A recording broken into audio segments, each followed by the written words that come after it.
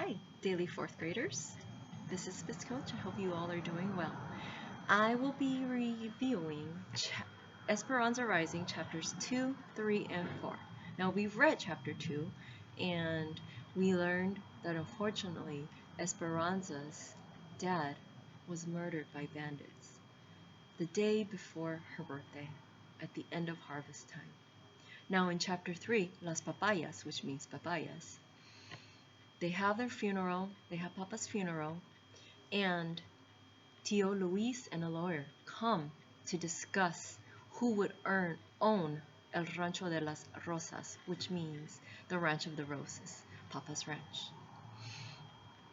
At the end of their discussion, Tio Luis had offered marriage to Ramona, Esperanza's mom, but of course she said no. He gave them a strong warning and left. Now in chapter 4, Los Higos, which means the figs, unfortunately the ranch burned down, none other than by Tio Luis. And Esperanza and Ramona, her mom, had to move into the servant's cabin with Alfonso, Hortensia, and Miguel. Now, Alfonso and Hortensia had discussed that they would all have to move to America to escape Tio Luis's wrath. And when Tio Luis came the next morning, he asked Ramona the second time if she would marry him, and she said she would consider it. Then the third time, she said yes. However, they were off. They decided to go on their journey to America. Now, after reading chapters 2, 3, and 4, your job, if you look on your independent study packet, is to work on pages 6 through 8 of your core novel packet. So you'll see this is your core novel packet. The pages are at the bottom corner, and page 6 starts out with questions to answer. You may answer these questions on a sheet of blank line paper. Remember to title it chapters 2, 3, and 4, questions. You don't have to write the questions, but please answer them in complete sentences. There is no minimum number of sentences to write, as long as you answer the questions completely. The questions for discussions are just for discussion. So if there's a family member that you can discuss these questions with, then please do so. Please work on the literary elements. I will go over them right now. The first literary element is foreshadowing, and that is when the author uses clues or hints to suggest what may happen later in the book. Here is your example that the author has given.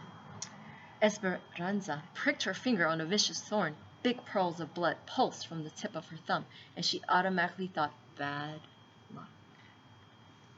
Now, what does this foreshadow in chapter 2? What was the bad luck that happened?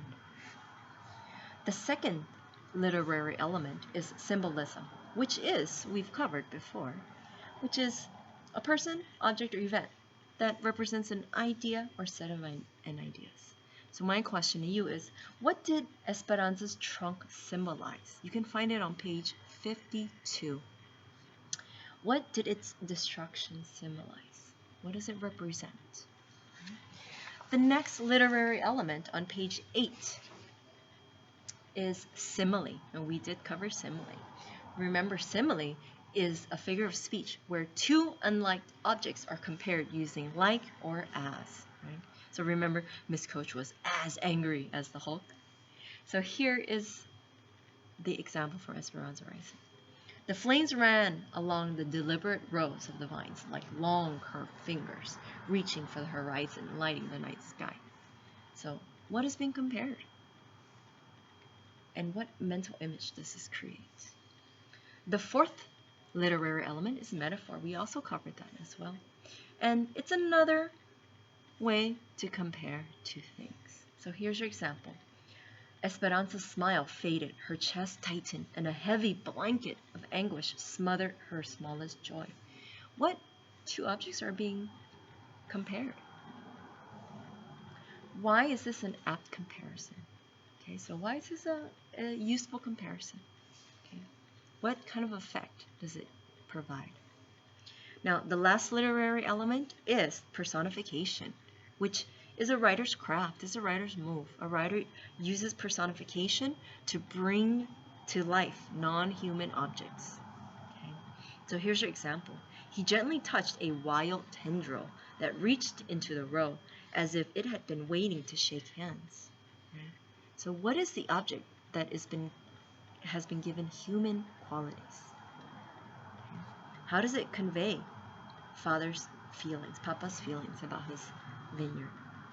And finally, your last step is to do 2 writing activities which you may continue on your lined sheet of paper. Just remember to title it chapters 2, 3, and 4. Okay. This is it for now. I want to keep the video short. Please ask me any questions in the comments below. And please remember to check out Ms. Lichtel's videos for math and unit lessons. All right. Thank you. Have a beautiful day. Bye.